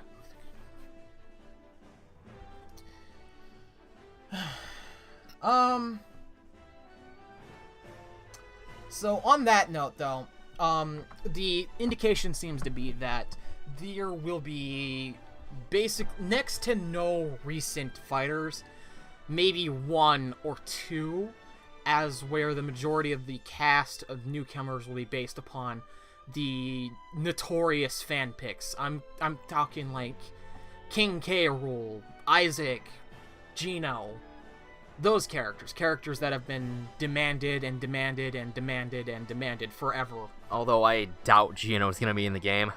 Actually, Sakurai said during Smash 4 in his Famitsu column that he actually fully acknowledges Gino's popularity. He just didn't think it would be possible on a legal level until he got the verification to go with the go-ahead for the fighter costume, the Mii costume, I mean. And that's led a lot of people to think that Gino could be playable in Smash Ultimate. I mean, well, to get a Mii fighter costume, the general idea there seems to be that a character that got a Mii fighter costume in the last game is pretty damn likely to be a playable fighter in this game. So, Gino, King K. Rool, very highly requested fighters, makes sense. Ridley, Inkling, very highly requested. I can't wait to play as a Chocobo. A Chocobo? Fuck. Yeah, no, that was just a bonus with Cloud. Although, I can't see a situation in where we don't get at least one or two relevant new characters like Decidueye or Rex or Springman. Like, one at bare minimum, you know? Yeah. Although I have seen a surge of people saying that because the project plan would have been done in 2016 and Rex's design wasn't finalized until December, some people have said that Elma would be more likely than Rex for a Xenoblade newcomer. Personally, I think it's Rex or it's no one, because we are long past the expiration date for Xenoblade X to get a newcomer and for it to make sense. Because, you know, it's been 3 years, and by the time that Smash Ultimate will have come out, it'll be like 3.5 years for Japan. So, people will see Elma and they'll just be like, wait, why the fuck isn't Rex in? You know, and as Sakurai being a visionary developer there, I think he would have gone to Monolith Soft. He'd ask, you know, if Elma was the only option, he'd ask, okay, will Elma still be relevant in 3.5 years' time? If they say no, then she's not in the game. And if Rex isn't ready, then Rex isn't in the game. Although I could see a scenario in which Sakurai just sets aside the slot for Xenoblade, says, okay, Xenoblade newcomer for the next Xenoblade game. And then when the design is finalized, he just puts them in the game later. I could see that happening too. Beyond that, though, Springman, it seems as though he's got a very rough ride to get into Smash now, because he's not only competing with heavily requested fighters, but he's also competing with limited room for new fighters, namely Rex and Decidueye. And the producer of ARMS, Mr. Yabuki, he said that he was actually shocked that people were asking for Springman to be in Smash. Although that might just be NDA, but, you know. In any case, though, I do think that all three of these characters that I'm talking about here, they will be in Smash Ultimate eventually, one way or another. Be it that they're on the base roster or they're very early DLC. What's your takeaway on that? I don't know, like, honestly, when it comes to new characters, I'm not quite as excited before, because, like, there's, like, so many characters that, like, if we don't get very many new ones, it doesn't really feel like a bad thing. Yeah, but, you know, it's still gotta have a few more. Yeah. But, you know, now we're in the situation where we're getting to, like, the 11th hour. We've got to discuss here what's more important for the Smash game. Is it more important that fans get their heavily requested fighters, or is it more important that Nintendo gets recent fighters? You know, that's the question there. And it's a tough answer. I can't say for certain.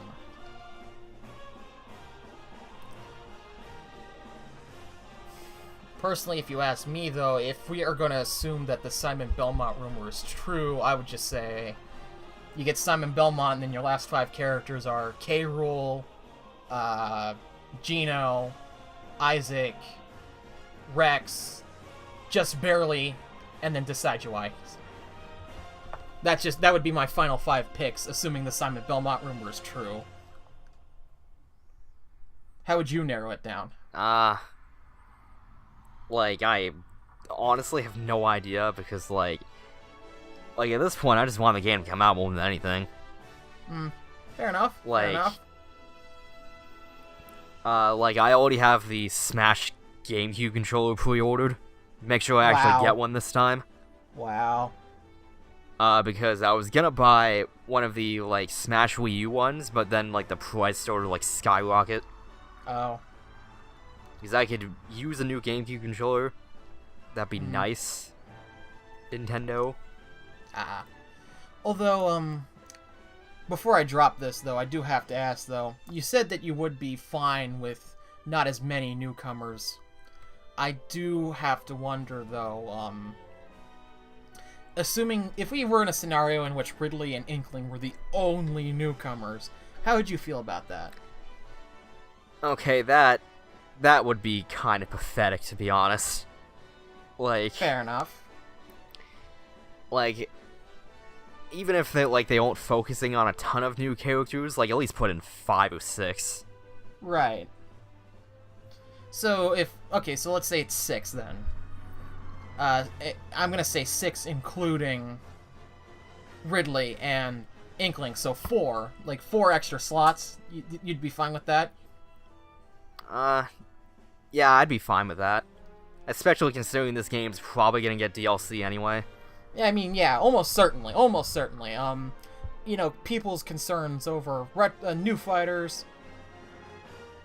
I think that this game will actually have very good DLC, actually. Good DLC when compared to Smash 4, because we don't have to... potential new fighters don't really have to fight with... they really don't have to fight with newcomers, because every newcomer is here. I mean, not every newcomer, every veteran is here. Although I hope they don't really go too overboard with the DLC, because... Right. With Smash 4, weren't there like 8 characters? 7. Because, like... DLC is just kind of annoying. Like, because, like, you buy a game and then there's still more content you have to buy. Like, even when What if they did something like, what if they did something like this, where, like Splatoon 2, where they roll out a couple fighters for free, but they have, like, a pack of unique fighters, like, let's say, third-party fighters, and you have to pay for those. How would you feel about that? Well, I'm not, like, against, like, the paid DLC or anything, just, like... I'm just hoping that, like, we don't get quite as many DLC characters. Right. Like, maybe, like... maybe, 7 like, 4 or 5. We had 7 in Smash 4. I'd set a hard cap on 10. Like, after 10, I'd feel like we're getting kind of ridiculous. Yeah.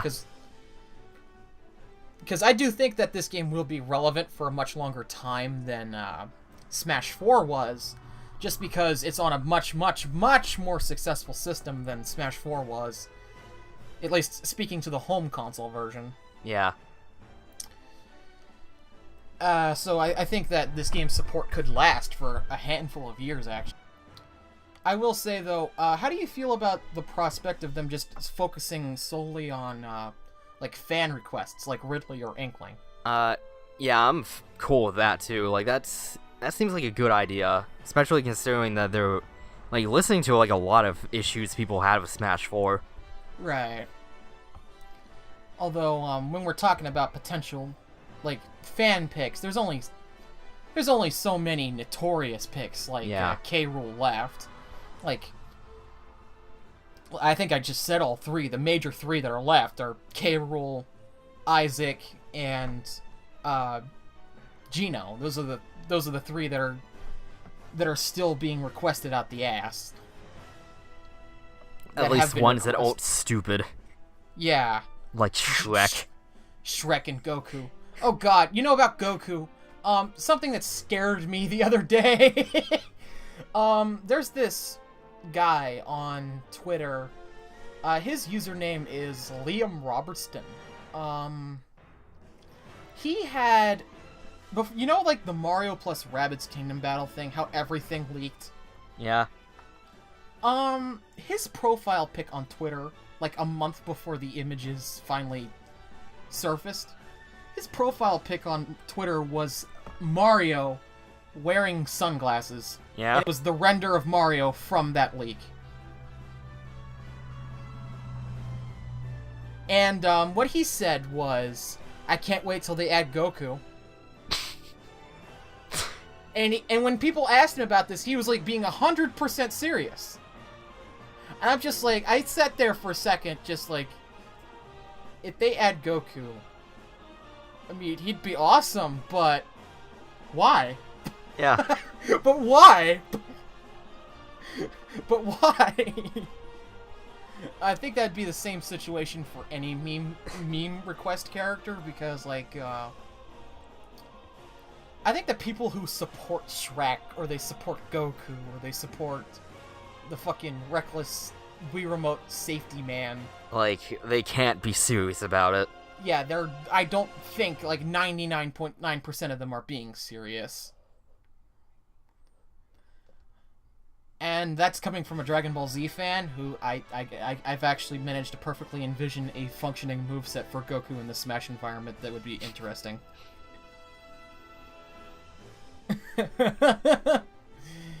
Oh, man. Yeah, Jesus Christ, how long have we been chatting? Like almost 2 hours. Holy hell. This is gonna be a hell... Although in the final video that might be off because we've been cutting a few stuff out. We've been cutting some stuff out. I'll just guesstimate to about an hour and 45 minutes then. And that needs edited out too. Yeah.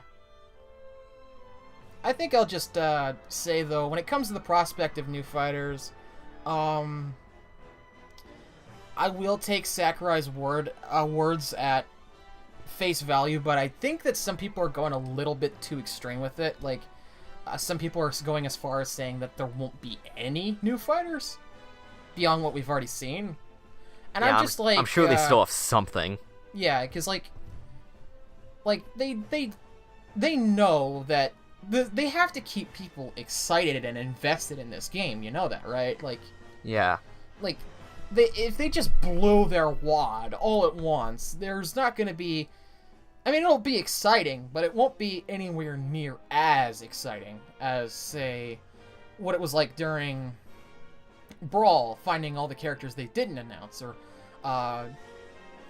Melee, finding all the characters that didn't announce, or Smash 4, finding all the characters they didn't announce, finding all the characters they didn't announce, assuming you didn't, see the leaks. Finding out that Duck Hunt Dog is in the game.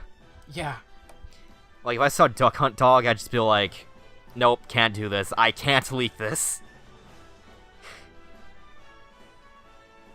I thought Duck Hunt Dog was adorable. Like, I wouldn't want to spoil it for anyone. Yeah, that's the kind of stupid reveal that's so spectacular that people deserve to experience it firsthand, but didn't. Yeah.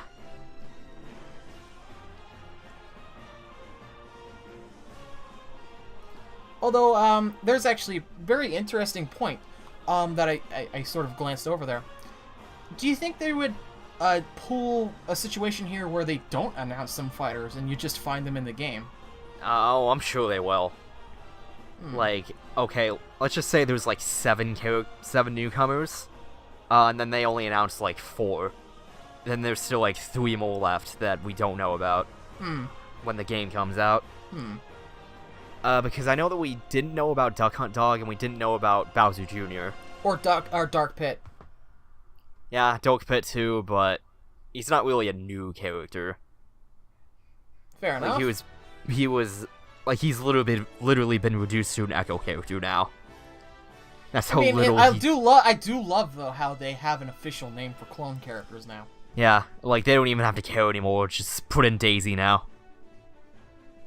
Well, I think that the main reason that people hated clones before was because people had the perception that clones came at the cost of a new fighter and or a returning fighter, right?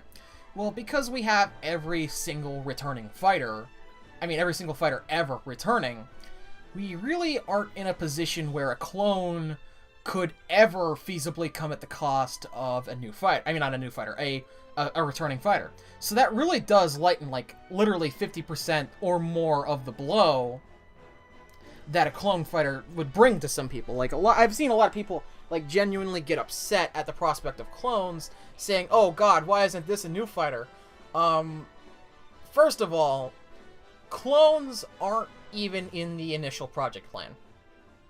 Like, when a project plan for Smash is finalized, clones are literally the thing that come last.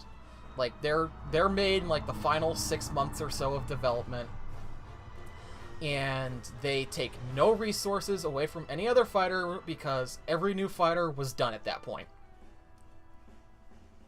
So people who get out of bent out of shape, like drastically bent out of shape over characters like Dark Pit or Lucina need to take a step back and realize that there honestly just isn't a scenario in which Dark Pit came at the cost of fucking Mewtwo, you know?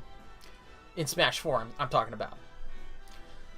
So I think a lot of people are much more receptive to the idea of clones now than they would be before. So that's why, you know, people weren't bitching and moaning over Daisy like they probably would have had Sakurai not shown.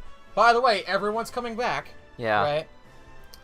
Am I making sense? Yeah. I will say this, though. I have seen a lot of suggestion online that, instead of having new fighters, they'll just have a shitload of Echo fighters. I can't say that I really approve of that idea. Because while it's cool to have some Echoes just to pad out the roster a little bit, at that point, no thanks. Yeah, I'm hoping they don't go too overboard with them. Maybe have, like, 4 max. Well, we already have 3. I'm talking, like, 4 new ones, I mean. Well, the game doesn't even, like, the number system doesn't even treat them as new fighters. Yeah, but you still don't want to go too overboard with them. Right. I've seen a lot of people suggest that we could see an Echo of Shadow. I really don't think that's likely, just because if they're going to do a second Sonic character, I feel like they would do Tails or they would do Eggman, because they're just much, much more important than Shadow. I feel like they could go either way with that, because, like, I don't want Shadow to be a clone of Sonic, or Echo of Sonic, but I feel like that's what they would end up doing anyway. Ugh. Yeah, that's the problem. And we haven't seen Shadow as an assist yet, so yeah, that's where put the on the theory tinfoil stems hat. from. That's where the theory stems from, that Shadow would be an Echo of Sonic based solely on the fact that we have not seen Shadow as an assist trophy yet. Yeah.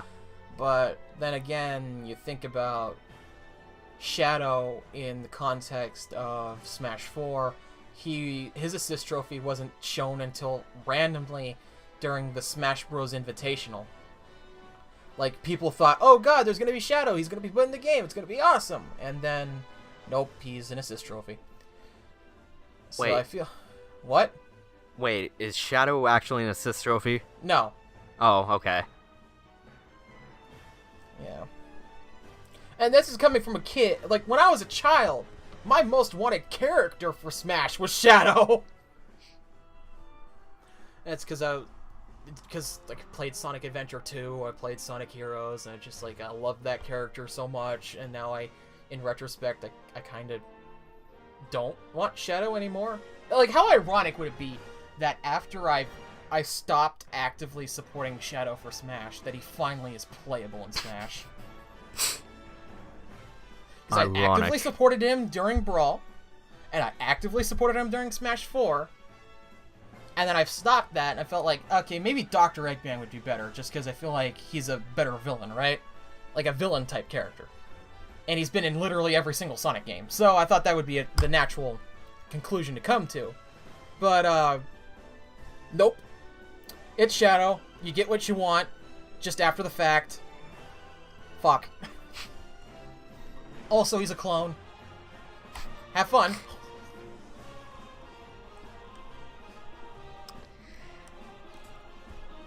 Oh, this is going on really long. Yeah, it is. It's going to be an editing nightmare for me, but I do enjoy this. Yeah. Unless you want to edit this one. No, I'll leave that to you. Rip. He was never heard from again.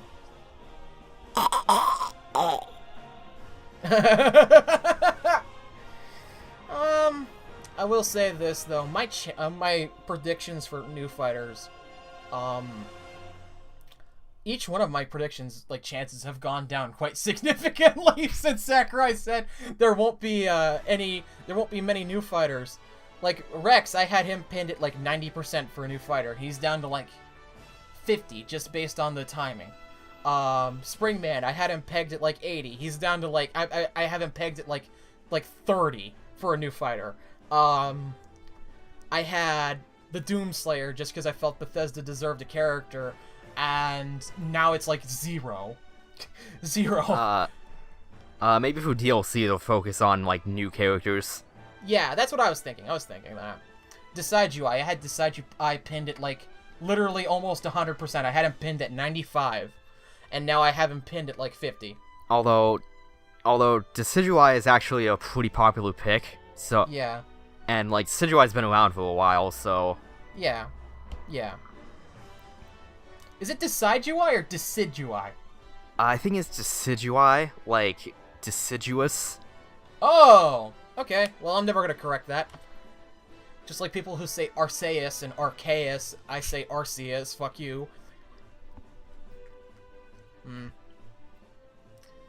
My thoughts on the whole situation, though, my characters that I didn't even predict, because I thought the cardinal rule, like, you can't pick characters that are heavily requested because they say fuck the fans. Nope, they're listening to the fans. Okay, so Gino, I'll peg him at like a 80. K. Rool, I'll peg him at like a 95 to 100, and Isaac, I'll peg him at like a 75.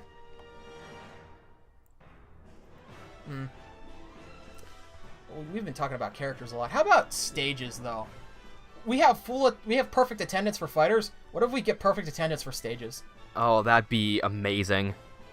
But some stages I don't necessarily want to see. Poke floats. That would be a blessing and a curse. Blessing because I can make my friends suffer too, but curse because it's in the game. Fuck. Miiverse. I doubt that one's coming back just because of the whole functionality for it doesn't exist anymore. They could just do what Splatoon 2 does, but that seems a little unlikely. They would just make the stage Twitter. Sakurai just like, yo, Twitter, can we have you for a stage? And they're like, what the fuck? Can you add the Twitter bird as a character too? Oh, is this just gonna turn into the Emoji Movie? God, no. Please, let's just add please no. Let's just add emojis as characters too while we're at it. God, no. Please. Please, no. Yeah, I know, but at Miiverse, I can't wait for them to add Miiverse to the stage, and to make it feel true to form, you have Dr. Mario holding someone's balls and saying cough as a drawing in the background. Or, what is it? You have, drawings when Lucas is on the stage saying, when all you want, it won't bring your mother back. Oh, God. It's probably a good thing that the Miiverse stage probably won't return. I miss Miiverse. You do? Yeah. Why can't Metroid crawl? I don't know. Probably the same reason that the kid who was playing Mario 3D World loves the game, but I can't stand that his parents is fighting in the background. Oh, did you know that? Oh, parents left us at Best Buy. Speaking of the why can't Metroid crawl thing, in Smash 4 in Samus's trophy, in her alt trophy, it says she can turn into the morph ball, so she doesn't need to crawl. They do. Oh, man.